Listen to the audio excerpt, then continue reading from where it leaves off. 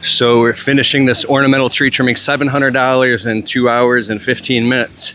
And banged through this job fast and accurate. And here I want to tell you a quick story. So when you have your own business and your back is against the wall, you learn how to do shit fast and accurate because the pressure is on you. And sometimes if you have employees, they move very slow, almost lackadaisical. Sorry, that lady just looked at me like I was like, what is this guy doing walking around filming himself? Piece of crap. All right, so when I was a foreman, I've worked for a ton of different landscape companies, and I was a foreman for one of the biggest landscape companies in Michigan, and they would have us go to these big multi-million-dollar properties of like even like sports stars and celebrities and people like this, and they'd be like, you have to get this whole thing done by 5 o'clock. And I would be like, what? That's impossible. We can't get this done by 5 o'clock. And so I'll tell you the guy's name in a little bit because he gave me his permission. He was a Marine Corps sergeant, and now he was my boss. This dude whipped me into shape. He would look at me with his Ray-Ban sunglasses. He'd say, you got till 5 o'clock. Get it done. And he would just walk off like the Terminator. So I literally, one time we're at this property. Now this was a commercial property. I was like, bro, you're literally setting me up to fail right now. We can't get this done. Get it done. Walks off. Marine Corps sergeant. Bro, I got so pissed. I freaked out when he left. There was a water cooler, and I threw it off the back of the truck. Like I just pushed it on the ground, and I started going, fuck, like because I was enraged because I wanted to do a good job, but I felt so rushed under so much pressure, and then we hustled and we got it done. And he showed back up on the job site later on, and I was working frantically, and I was enraged, just trimming shrubs. Like I didn't care about taking a sip of water. I didn't care if I had to use the bathroom. I was just, rah! And he comes up to me, Marine Corps sergeant, Ray-Ban sunglasses, shoulders like this. He walks up to me, and my workers, because I was the foreman, they're like hauling ass behind me, confused, like, what's wrong with Keith? And I was just like enraged, trimming with anger, feeling unworthy, right? He comes up to me, he goes, and I put down the shrubbers. I go, what? He goes, calm the fuck down. And I go, what do you mean? How do you expect me to calm down? You want me to get all this done? He said, calm the fuck down. So I got real calm real quick. And then he's like, you need to have quality and go fast, but stay calm. You're the leader, right? So, but then there was this other guy. Anyways, I'll wrap this story up for you. I would go seek this guy's wisdom and his counsel after work. There was 140 crews on this company, and everybody else would go home, but I would go up to him and I would say, bro, how come I can't get these jobs done faster? Even if I do get the jobs done fast enough, you guys are on my ass because my truck and trailer are a mess. And how am I supposed to say organize and do all these things all at once? And he told me lessons that changed my life.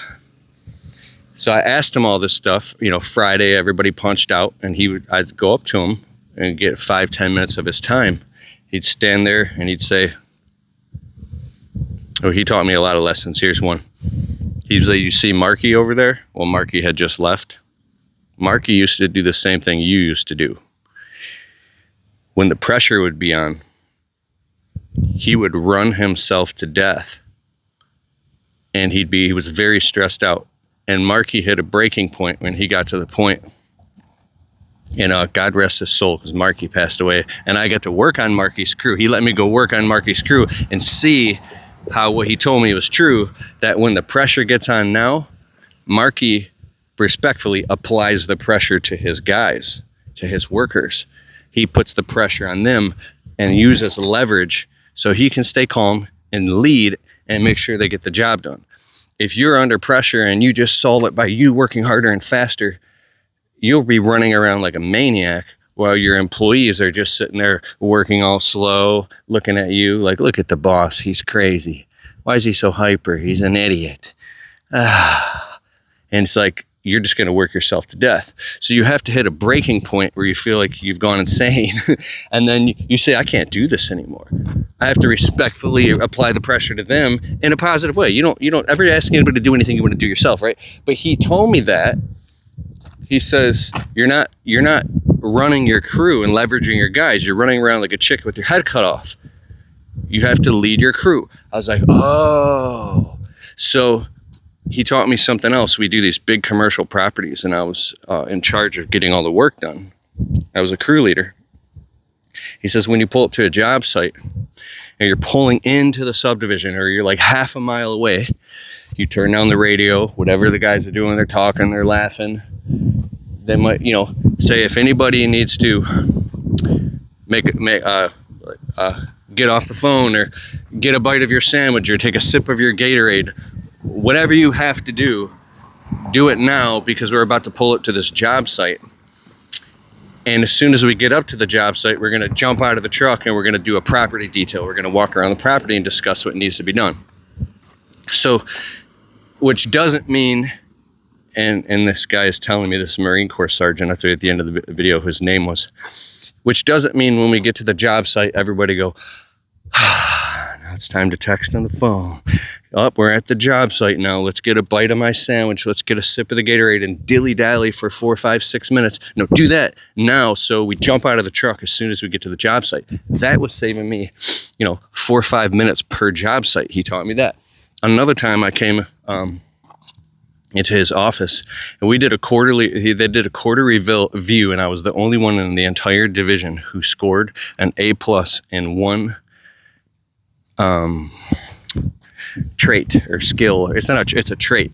I go, what's that? Everything else I was just average. And it was initiative.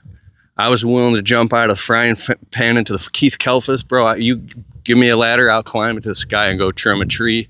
I'll go climb on I'll do anything.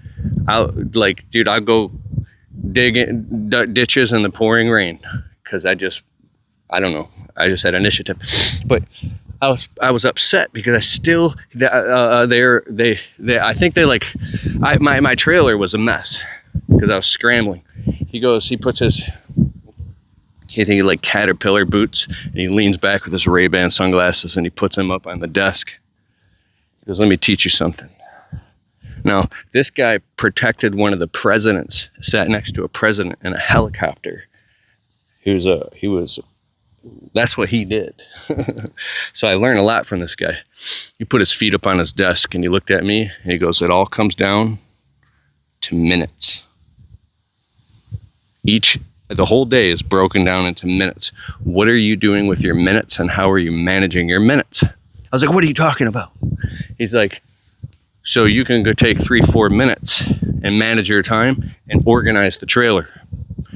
And then do it again at the end and make sure your trailer's organized.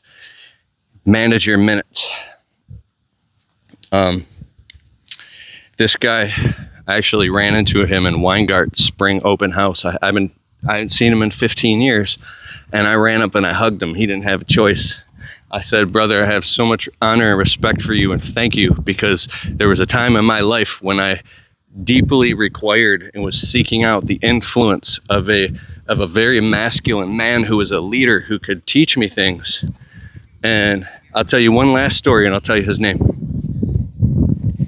One day I was so frustrated, I was actually in tears. I hope the wind, I'm trying to block the microphone here. That's why I'm doing that, because I don't have the wind jammer.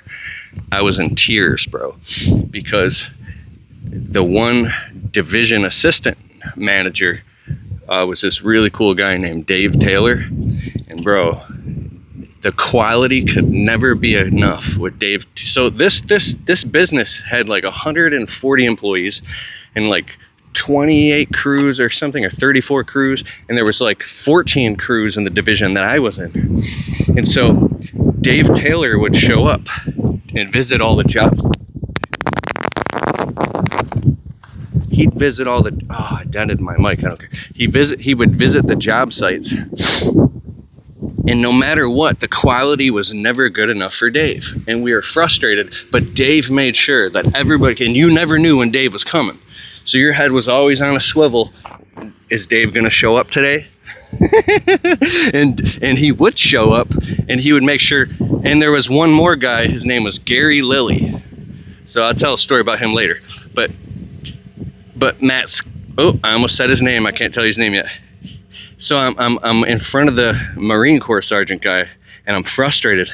I was like, I'm so upset because I feel like no matter what I do, it's never good enough and it's never fast enough. And I try to work faster, and it's not fast enough. And then you guys want me to keep the quality perfect, and no matter how good the quality is, the quality's never good enough. How am I? And I was so frustrated, I had tears in my eyes. And then he looked at me, he said, what you're experiencing, let me let you in on a little secret. He goes, it's done by design. He's got his Ray-Ban sunglasses on, Marine Corps sergeant. He goes, it's done by design. I go, what? What do you mean? He goes, between me and Dave Taylor, it'll never be good enough. The quality for Dave Taylor, and with me, it'll never be fast enough. And we have this done by design. See that line? To keep you guys walking a tight line. So the quality's always tip top and the speed's always tip top. And we do that by intentionally. And then when he told me that, I felt like I wasn't crazy. That my intuition, I was onto something. Because the pressure was always on in this company. I learned so much. I have so much gratitude. And the pressure was always on. He said, it's done by design. And then I just felt like, wow. and there's more stories. If you like them, I'll let you know in the comments below. And when I ran into this man in Weingarts, and I actually asked his permission to say his name, he said yes. This man has led many men into greatness, and I, as well as many other men, would agree with me that Matt Scott, is his name, is a very honorable man, and I'm very humbled, and I have respect for him for the rest of my life, because he came into my life when I needed somebody the most, and he fucking set me straight, bro. And he always showed me respect. He always showed me respect. And for him, I have so much respect also to Marines, to veterans, to anybody who are active duty service members, and anybody who has served our country. And I learned firsthand through this guy, because dude, he changed my life. And so now I know how to run a crew. Now I know how to manage my minutes. So thank you for watching my video, and thank you, Matt Scott.